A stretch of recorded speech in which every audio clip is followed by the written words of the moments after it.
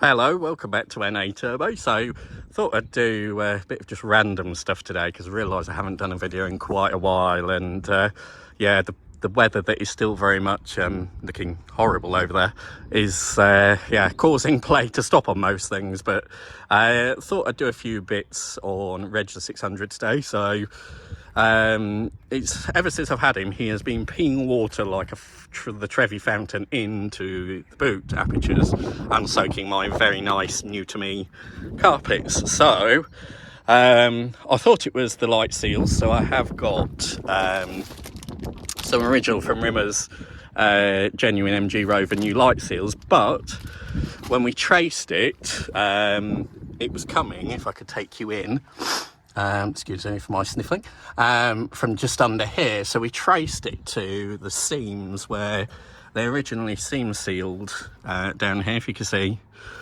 we've just re-seam sealed it. So it was the same on both sides. The original seam sealer where these two sections join had cracked. So we chiselled off the original crack seam sealer, cleaned it with alcohol, and then have re-seam sealed it. I just need to re-tint it with the proper correct black colour. And we've done that on both sides. So yeah, hopefully this will now mean the end of old Reginald being leaking to his boot, because yeah, my new to me trims were getting very damp and furry, which is undesirable. So excuse the state of the boot, he's just got various trims off at the moment while we were looking for the cause. So that will go back together. Other bits I wanted to do this weekend but haven't got a chance because of the joyful weather. Excuse me if I take you around the front. Sorry, we're just doing a 360. This side of the wing looks like at some point has had a stone hit it, and it's gone from the outside inside out. So originally I have got a pattern wing, but obviously these fit better. So with the help of my brother's expert welding, what we were going to do is just clean it up properly, weld a proper patch in here, seal it, properly fill it, and then respray it. Unfortunately that was going to be done today, but the weather has stopped play. It's not exactly great weather to be getting the welder out, and then obviously you've got priming and painting on top of that, so that's going to have to wait to potentially next weekend, because Reginald will be at Rustival at Gaydon. So I've actually got one of the 350 exhibitor spots in Vanden Pla parking. So Rustival, if you don't know, is put together by Matt from Furious Driving, Ian from Hubnut and Carly, and Steph from iDriver Classic. So yeah, I'm going to be displaying old Reginald there, and whilst it's called Rustival, there was just a few things I wanted to try and get a bit better on him. So I will be there. He'll be displayed in all his finery, showing off his well-worn 188,000 miles I think he's on now. So that was the plan. So hopefully I'll get that done before Rustival. But also, if I take you around to the awful side of the car, I wanted to try and do something with this. Originally, some of my brother's colleagues were going to help do it and get him sorted properly. Obviously, their time is precious, so I'd want to pay them, but the money with things going up like no tomorrow, I wanted to do it myself. And so yeah, what I might do is try and sort of have a go at the best of it, just sand back this awful filler he's put on to originally disguise a dent, filler it properly, and then just give it a blow over, and I can guarantee my masking will absolutely be better than that, even though I'm no paint expert. So I may do that before Rustival. If not, it's kind of part of his character. So yeah, it might stay for Rustival, with big stickers on it saying this was not me that did that. But mechanically he's been fine. He's been the rescue car now for 2 weeks just gone, when my brother's front spring snapped on the 190. So he borrowed him for a week to do his journey. Then we had another car down with my dad's ZR where the thrust release bearing went. So he did a week there. So I finally got him back.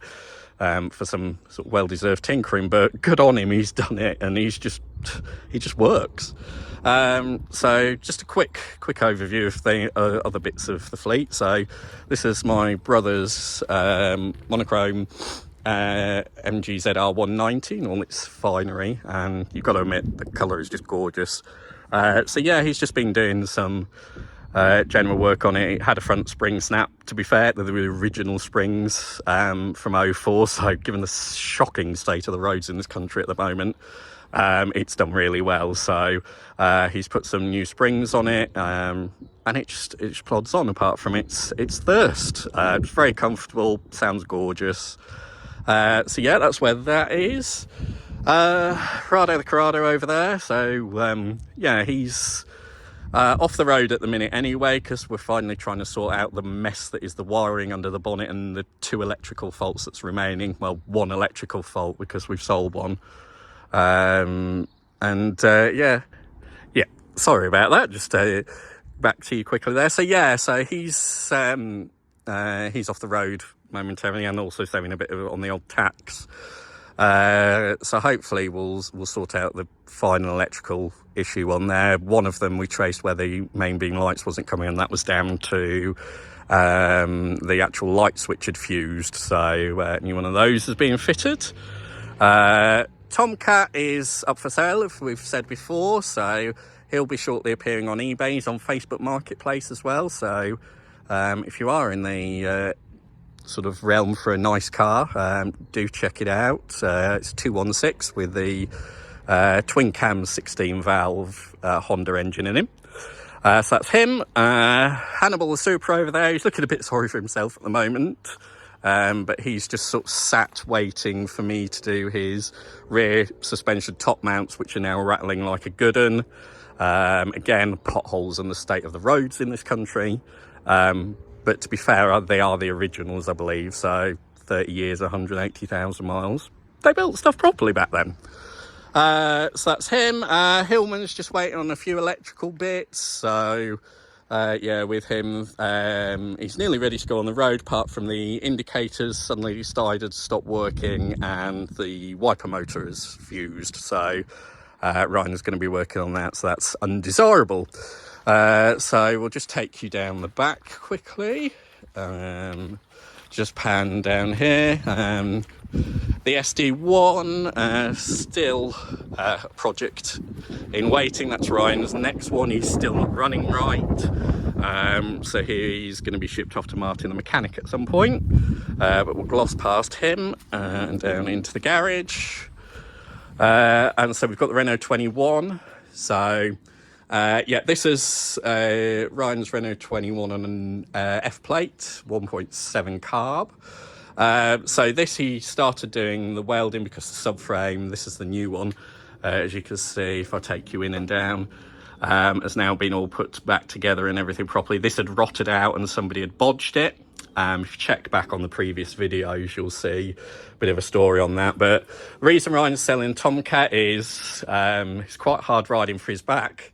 Obviously this is a Renault, so it's very soft. So what's going to happen is, because obviously we both work full time and things like that, is the Renault 21 is going to get to be rolling, so the subframe is going to go back in him and get him rolling. Then he's going to be shipped off to Martin the mechanic to finish all the work on him. So he'll put the engine and box back in, do the few bits of welding that are still needed up there, respray the various bits and stick him through a test. So yeah, that was just a quick walk around, but hopefully we'll be back soon with some more tinkering and proper videos. I want to do a kind of will it start video. We've got a Mark 1 MR2 that's been languishing, so thought it'd be quite good for you to see us sort of try and get that going. I think it's been a couple of years since we started it.